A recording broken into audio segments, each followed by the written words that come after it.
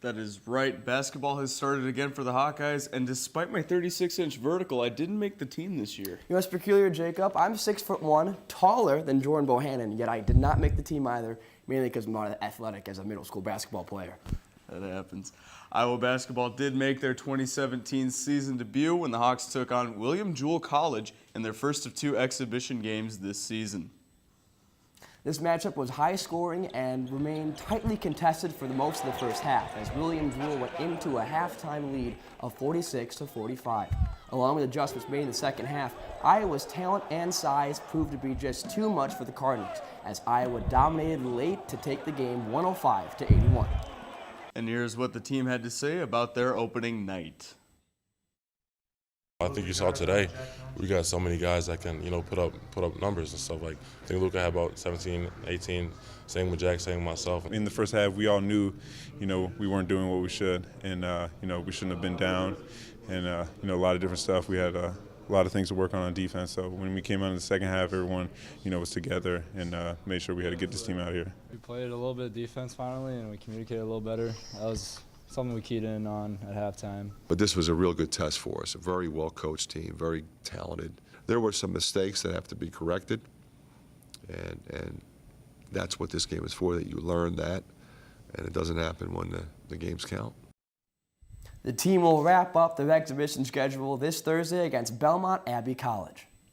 The Iowa football team saw the return of one key offensive player this weekend against Minnesota. Lucy Rodin has more.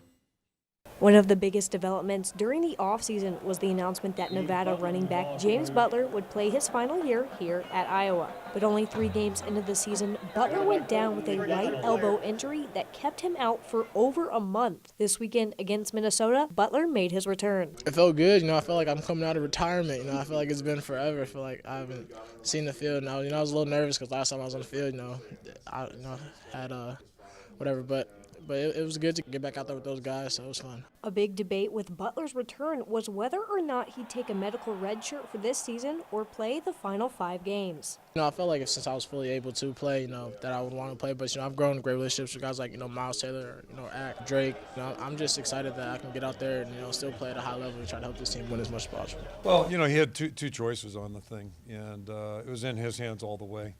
But I'm pretty sure this is a clear cut. He could take a medical red shirt and get a year back. So, you're looking at 5 games remaining in your career that were guaranteed.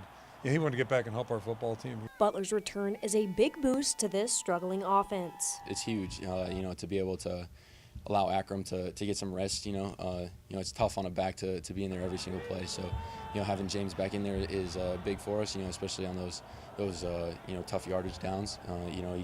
He can get up in there and make some hard yards. Butler's return to the offense will be crucial as Iowa faces 2 top 10 teams in back-to-back weeks. Reporting on Iowa football, this has been Lucy Rodin for Daily Iowan TV Sports.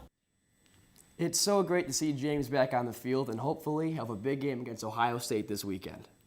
Now, switching over to the defensive side of the ball, the secondary held the Gophers in check, keeping their passing game under 140 yards.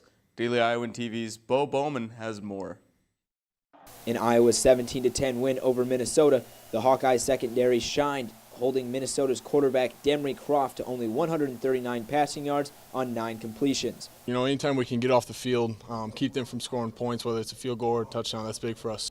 And the star of that secondary, none other than Josh Jackson, who added 4 more defended passes to his nation-leading season total. I know what they're going to do out of it, and you just have to, play the ball and, just stay on your receiver, and you get opportunities, you have to, take advantage of them. One of Jackson's pass breakups led to a key interception in the end zone to prevent Minnesota from scoring early in the first half. That play's all Josh Jackson. I'm just running the football once I see the ball thrown, so Josh had a heck of a game. That play's all him. I'm just in the right place at the right time. And it's not just his teammates in the secondary that recognize his greatness. Yeah, he's a great player. Both of our corners are really good. So, being able to, have pass breakups, interceptions, and stuff like that, the biggest opportunity to be able to, intercept the ball or be able to stop him on third down is huge. So he's been a great player for us. Yeah, for sure. He super long and athletic, and he made a bunch of plays in camp and all the way up until this point, just like he did tonight. Despite his achievements, Jackson was snubbed by the Jim Thorpe Award, which is given to the nation's top defensive back, when they announced the semifinalists last week. But luckily for the Hawks, they still have one more season of Josh Jackson. All the credit goes to Josh Jackson, number 15. From Kinnick Stadium, Bo Bowman, Daily Iowan, TV Sports. The Hawks will stay in Iowa City this weekend to host the Ohio State Buckeyes. Now, I don't know if you've seen the new jerseys at all, but let's be thankful it's not another night game they're playing, or else we might not be able to see the players. Well, we might not be too thankful for that because Ohio State's pretty good, so we might not want to see the players. That's it for us in the sports studio. Be sure to tune in tonight for Around the Big Ten with Lucy Rodine and Natalie Akpatelli. And tomorrow, a look at Iowa football's Noah Fant's bounce-back performance. Guys, back to you.